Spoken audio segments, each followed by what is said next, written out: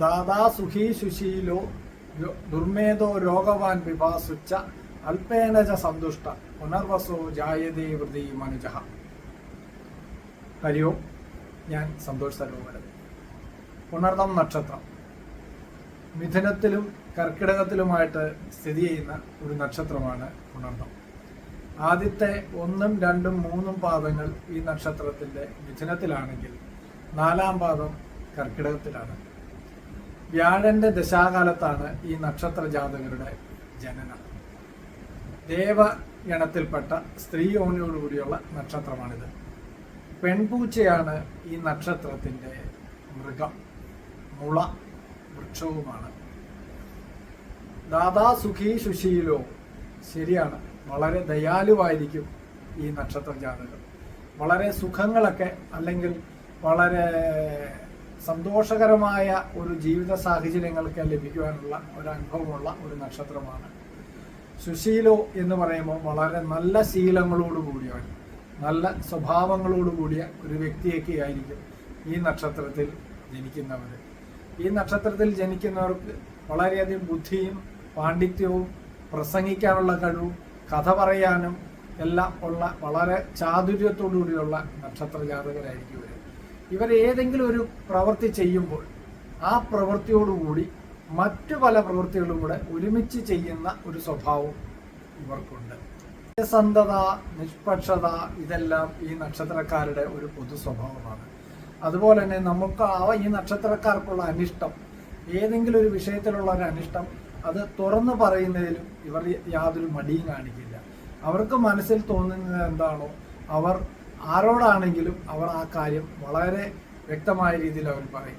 അപ്പോൾ ആ പറയുന്നതുകൊണ്ട് തന്നെ ചില അപ്രീതികൾ അവരുടെ മേലധികാരികളായിരിക്കാം, സുഹൃത്തുക്കളായിരിക്കാം, ബന്ധുക്കളായിരിക്കാം, ആര് തന്നെയായിരിക്കാം.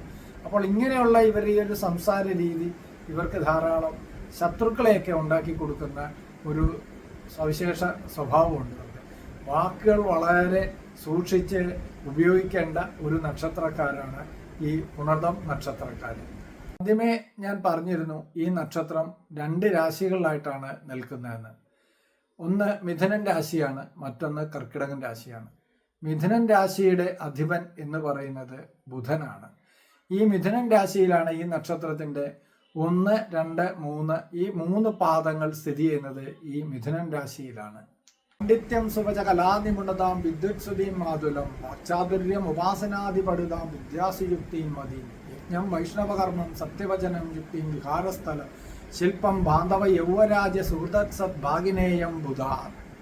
വച്ചാൽ മിഥുനം രാശിയിലുള്ള ആ 3 പാദങ്ങളുടെയും സ്വഭാവങ്ങളെയും ജീവിത വിജയത്തെയും പരാജയത്തെയും എല്ലാം നിയന്ത്രിക്കുന്നതും എല്ലാത്തിനും കാരണമായി തീരുന്നതും ബുധൻ എന്ന് പറയുന്ന ഗ്രഹത്തിൻ്റെ ആ ഒരു സ്വഭാവ സവിശേഷതകളാണ്. പണ്ഡിതനാണ്, കലാകാരനാണ്, വളരെ നന്നായി സംസാരിക്കുന്ന വ്യക്തിയാണ്, പ്രാസംഗികനാണ്, എഴുത്തുകാരനാണ്, ബുദ്ധിയുടെയും യുക്തിയുടെയും കാരകനാണ് ബുധൻ. അപ്പം ഇങ്ങനെയെല്ലാമുള്ള ഈ ബുധൻ്റെ ക്ഷേത്രത്തിൽ ജനിക്കുന്ന വ്യക്തികൾ വളരെ നല്ല സ്വഭാവ ശുദ്ധിയോടുകൂടിയുള്ള ആളുകളായിരിക്കും. എന്നാൽ ജാതകത്തിൽ ഈ ബുധന് ഏതെങ്കിലും രീതിയിലുള്ള ഒരു ദോഷം, ഒരു പാപത്വം വന്നു കഴിഞ്ഞാൽ ഇതിൻ്റെ എല്ലാം ആ പ്രഭ ഇല്ലാതാക്കി പോവുകയും ഈ വാക്കുകളും അല്ലെങ്കിൽ പെരുമാറ്റവും എല്ലാം മറ്റുള്ളവർക്ക് വളരെയധികം ബുദ്ധിമുട്ട്, സങ്കടം, പ്രയാസങ്ങളൊക്കെ ഉണ്ടാക്കുന്ന ഒരു സ്വഭാവമായി തീരുകയും ചെയ്യും. അതുപോലെ തന്നെ കൃത്രിമ മാർഗങ്ങളിലൂടെ സ്വന്തം കാര്യം നേടിയെടുക്കാനായിട്ടുള്ള ഇവരുടെ ഒരു ഇച്ഛ, താല്പര്യം വർദ്ധിക്കുകയും ചെയ്യും. എന്നാൽ കർക്കിടകൻ രാശിയിൽ നിൽക്കുന്ന ആ 4-ാമത്തെ പാദത്തിലുള്ളവർ മാതുസ്വസ്തി മനഃപ്രസാദ മുദിസ്ഥാനം സിതം ചാമരം ഛത്രം സുവ്യജലം ഫലാനി മുകുളം പുഷ്പാണി സസ്യം കൃഷി കീർത്തിയും മൗത്തികാംശരപ്യം മധുര ക്ഷീരാബ്ദി വസ്ത്രാംബുകോ യോഷോക്തിയും സുഖഭോജനം തനുസുഖം രൂപം വദേ ചന്ദ്രദഹ. ഈ പുണർദം നക്ഷത്രത്തിന്റെ 4-ാം പാദം, അതായത് കർക്കിടകൻ രാശിയിൽ ജനിക്കുന്ന ഇവർക്ക് എപ്പോഴും അടുപ്പ കൂടുതൽ അല്ലെങ്കിൽ സ്നേഹ കൂടുതലെല്ലാം മാതാവിനോടായിരിക്കും. എപ്പോഴും അമ്മയോടാണ് ഇവരുടെ ഒരു കരുതലും സ്നേഹവും ഒക്കെ മുൻഗണന കൊടുക്കുന്നത്. അതുപോലെ തന്നെ കൃഷിയിൽ, പൂന്തോട്ട നിർമ്മാണത്തിൽ, പശുവിനെ വളർത്തൽ, പശുപരിപാലനമൊക്കെ ഇവർക്ക് വളരെയധികം താല്പര്യമുള്ള ഒരു വ്യക്തികളാണ്. പക്ഷെ ഇവരുടെ മനസ്സ് അല്ലെങ്കിൽ മാനസികമായിട്ടുള്ള ഒരു ദുർബലത, ഇവർക്ക് എപ്പോഴും എല്ലാ കാര്യത്തിലും ഒരു സംശയം, ഒരു തീരുമാനം എടുക്കുന്ന കാര്യത്തിൽ വളരെ ആലോചിച്ച് ഒക്കെ ഇവർ ഒരു തീരുമാനം എടുക്കുകയുള്ളൂ. ഇനി അങ്ങനെ ഒരു തീരുമാനം എടുത്താൽ പോലും അതിനെക്കുറിച്ച് വീണ്ടും അവർ ആലോചിച്ചുകൊണ്ടേയിരിക്കും. എടുത്ത തീരുമാനം തെറ്റാണോ ശരിയാണോ എന്നുള്ള ഒരു സംശയം ഇവർക്ക് എപ്പോഴും ഉണ്ടായിരിക്കും. ജാതകത്തിൽ ഈ ചന്ദ്രൻ എന്തെങ്കിലും പാപത്വമോ അല്ലെങ്കിൽ ബലഹീനതയൊക്കെ ഉണ്ടെങ്കിൽ ഇവരെ ഒരു കാര്യത്തിൽ ഇവരൊരു ധൈര്യത്തോടു കൂടി ഇവർ മുന്നോട്ടിറങ്ങിയല്ല. എപ്പോഴും എന്തെങ്കിലും കാര്യങ്ങളെക്കുറിച്ചെല്ലാം ആലോചിച്ച് വളരെ സങ്കടപ്പെടുന്ന ഒരു സ്വഭാവമായിരിക്കും ഇവർക്കുള്ളത്. ഇവർക്ക് ഒരിക്കലും ഒരു കാര്യത്തിൽ ഒരു ഉറച്ച തീരുമാനമെടുത്ത് ആ തീരുമാനം അങ്ങേയറ്റം വരെ കൊണ്ടുപോയി വിജയകരമായി പൂർത്തീകരിക്കാൻ ഉള്ള ആ ഒരു മനസ്സിൻ്റെ ഒരു ക്ഷമ ഇവർ കാണിക്കില്ല. അപ്പൊ ഇതൊക്കെ ആ ഒരു ചന്ദ്രന്റെ ദുർബലതയിൽ നിന്നും അല്ലെങ്കിൽ ആ പാപത്വത്തിൽ നിന്നുമൊക്കെ ഉണ്ടാകുന്ന ഒരു കാര്യമാണ്. അപ്പൊ എപ്പോഴും ഇനി മിഥുനൻ രാശിയിൽ ജനിക്കുന്നവരാണെങ്കിലും കർക്കിടകൻ രാശിയിൽ ജനിക്കുന്നവരാണെങ്കിലും ആ രാശ്യാധിപന്മാരുടെ ബലവും ബലഹീനതയും ഇവരെ വളരെയധികം സ്വാധീനിക്കുന്ന ഒരു കാര്യമാണ്. പുണർതം നക്ഷത്രം എന്ന് പറയുന്നത് ഞാൻ ആദ്യമേ പറഞ്ഞു, ഏർപ്പെടുന്ന എല്ലാ കാര്യങ്ങളും വളരെ വിജയകരമായി പൂർത്തിയാക്കുമെന്ന ബഹുമുഖ പ്രതിഭകളാണ്. ഒരേ സമയം ഒന്നിലധികം കാര്യങ്ങൾ ചെയ്ത് വിജയിപ്പിക്കാനായിട്ടുള്ള ഒരു ദൈവാധീനം, ഒരു ഭാഗ്യമൊക്കെ ഉള്ള ഒരു നക്ഷത്രക്കാരാണ്. പക്ഷെ പലർക്കും പലപ്പോഴും അത് സാധിക്കാതെ വരുന്നത് അവരുടെ ജാതകത്തിൽ ഇത്തരത്തിലുള്ള ഈ ഗ്രഹങ്ങളുടെ ഈ ഒരു പാപത്തോ അല്ലെങ്കിൽ ബലഹീനതയോ എല്ലാം അതിന് കാരണമായി തരും. അപ്പൊ തീർച്ചയായിട്ടും ഈ ജാതകം ഒരു ജ്യോതിഷിയെ കൊണ്ട് പരിശോധിപ്പിച്ച് ആ ജാതകത്തിൽ പറയുന്ന പോലുള്ള ആ ദുരിതങ്ങൾ എന്തെങ്കിലും ഉണ്ടെങ്കിൽ, ദോഷവശങ്ങളൊക്കെ ഉണ്ടെങ്കിൽ അതിനൊരു പരിഹാരമൊക്കെ കാണുന്നതാണ് ഏറ്റവും ഉത്തമമായിട്ടുള്ള ഒരു കാര്യമെന്ന് പറയുന്നത്. ബുധനായതുകൊണ്ട് തന്നെ വൈഷ്ണവ പ്രാധാന്യമുള്ള ക്ഷേത്രങ്ങളിൽ ദർശനം നടത്തുകയും ആരാധന നടത്തുകയൊക്കെ ചെയ്യുന്നത് ആ ബുധന്റെ ബലഹീനതയൊക്കെ പരിഹരിക്കാൻ പറ്റും. ഈ ബുധനെ നവഗ്രഹങ്ങളുള്ള ക്ഷേത്രത്തിൽ ബുധനെ ഒരു അഷ്ടോത്തര മന്ത്ര പുഷ്പാഞ്ജലിയൊക്കെ നടത്തുന്നത് ഏറ്റവും ഉത്തമമായിട്ടുള്ള കാര്യമാണ്.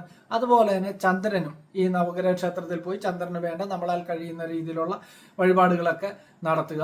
ദേവീക്ഷേത്രങ്ങളിലാണ് ഈ ചന്ദ്രന്റെ ദുർബലതയ്ക്ക് പരിഹാരമായിട്ടുള്ള ദർശനം നടത്തി പൂജാതി കാര്യങ്ങളെല്ലാം പങ്കെടുക്കേണ്ടത്. ഞാൻ ആദ്യമേ പറഞ്ഞു, അതിഥി ദേവിയാണ് ഈ നക്ഷത്രത്തിന്റെ ദേവത. അതിഥി എന്ന് പറയുന്ന ദേവത പുരാണങ്ങളിൽ പറയുന്നത് ഭഗവാൻ മഹാവിഷ്ണു വാമനനായിട്ട് അവതരിപ്പിച്ചപ്പോൾ ആ വാമനന്റെ മാതാവായിരിക്കുന്നത് അതിഥി ദേവിയാണെന്ന് പറയുന്നു. അപ്പോൾ അതുകൊണ്ട് തന്നെ വൈഷ്ണവ പ്രാധാന്യമുള്ള ക്ഷേത്രത്തിലൊക്കെ പോയി ദർശനം നടത്തി ഈ നക്ഷത്ര ദേവത സങ്കല്പത്തെയൊക്കെ പ്രാർത്ഥിക്കുന്നത് വളരെ നല്ലതാണ്. ഭഗവാൻ ശ്രീരാമന്റെ നക്ഷത്രവും പുണർതം നക്ഷത്രമാണ്. അപ്പോൾ ശ്രീരാമദേവനെയൊക്കെ പ്രാർത്ഥിക്കുന്നതും പൂജിക്കുന്നതും ഒക്കെ ഈ നക്ഷത്രത്തിന്റെ ദേവതയ്ക്ക് കൂടുതൽ ഒരു ദൈവാധീനത്തോടു കൂടി നമ്മൾക്കുള്ള ഒരു അനുഭവയോഗത്തെ തരാനായിട്ടൊക്കെ ആയിട്ട് സാധിക്കും. കൂടുതൽ നിങ്ങളുടെ ഈ ജാതക സംബന്ധമായ കാര്യങ്ങളെക്കുറിച്ച് മനസ്സിലാക്കുന്നതിന് താല്പര്യമുള്ളവർക്ക് ഇതിനോടൊപ്പം ഞാൻ എൻ്റെ ഫോൺ നമ്പർ കൊടുത്തിട്ടുണ്ട്. താല്പര്യമുള്ളവർക്ക് വിളിക്കാവുന്നതാണ്, ഓൺലൈൻ കൺസൾട്ടിങ് ഉണ്ടാവുന്നതാണ്. ഇനി അടുത്തൊരു നക്ഷത്ര വിശേഷമായി വരുന്നിടം വരെ നന്ദി, നമസ്കാരം. ദാദാ സുഖീ സുശീലോ ദുർമേധോ രോഗവാൻ വിഭാസുച്ച അല്പേനജ സന്തുഷ്ട പുനർവസോ ജായതേ വൃതി മനുജഃ. ഹരി ഓം. ഞാൻ സന്തോഷ് സരോവരൻ. പുണർതം നക്ഷത്രം മിഥുനത്തിലും കർക്കിടകത്തിലുമായിട്ട് സ്ഥിതി ചെയ്യുന്ന ഒരു നക്ഷത്രമാണ് പുണർതം. ആദ്യത്തെ 1, 2, 3 പാദങ്ങൾ ഈ നക്ഷത്രത്തിന്റെ മിഥുനത്തിലാണെങ്കിൽ 4ാം പാദം കർക്കിടകത്തിലാണ്. വ്യാഴന്റെ ദശാകാലത്താണ് ഈ നക്ഷത്ര ജാതകരുടെ ജനനം.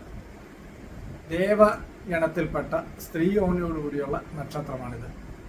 പെൺപൂച്ചയാണ് ഈ നക്ഷത്രത്തിന്റെ മൃഗം, മുള വൃക്ഷവുമാണ്. ദാദാ സുഖീ സുശീലോ, ശരിയാണ്, വളരെ ദയാലുവായിരിക്കും ഈ നക്ഷത്ര ജാതകം. വളരെ സുഖങ്ങളൊക്കെ അല്ലെങ്കിൽ വളരെ സന്തോഷകരമായ ഒരു ജീവിത സാഹചര്യങ്ങൾക്ക് ലഭിക്കുവാനുള്ള ഒരു അനുഭവമുള്ള ഒരു നക്ഷത്രമാണ്.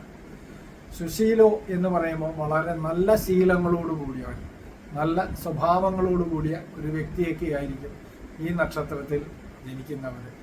ഈ നക്ഷത്രത്തിൽ ജനിക്കുന്നവർക്ക് വളരെയധികം ബുദ്ധിയും പാണ്ഡിത്യവും പ്രസംഗിക്കാനുള്ള കഴിവും കഥ പറയാനും എല്ലാം ഉള്ള വളരെ ചാതുര്യത്തോടു കൂടിയുള്ള നക്ഷത്ര ജാതകരായിരിക്കും ഇവർ. ഇവർ ഏതെങ്കിലും ഒരു പ്രവൃത്തി ചെയ്യുമ്പോൾ ആ പ്രവൃത്തിയോടുകൂടി മറ്റു പല പ്രവൃത്തികളും കൂടെ ഒരുമിച്ച് ചെയ്യുന്ന ഒരു സ്വഭാവം ഇവർക്കുണ്ട്.